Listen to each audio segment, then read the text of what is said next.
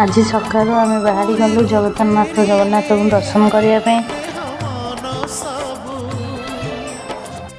Water टिके अटक गाड़ी तेल पकईदेलु बहुत भिड़ थिला। तापर पुणी आम चलू कि खुशी। तापर बाटर माँ मंगला दर्शन कलु। कम लोक थे आराम से दर्शन हो गला। तापर आम बाहरिलु।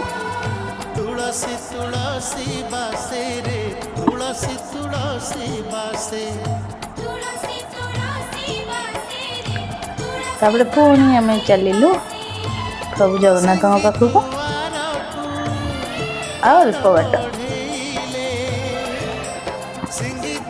चलू चलू चलू। हाँ पहुँची गलु।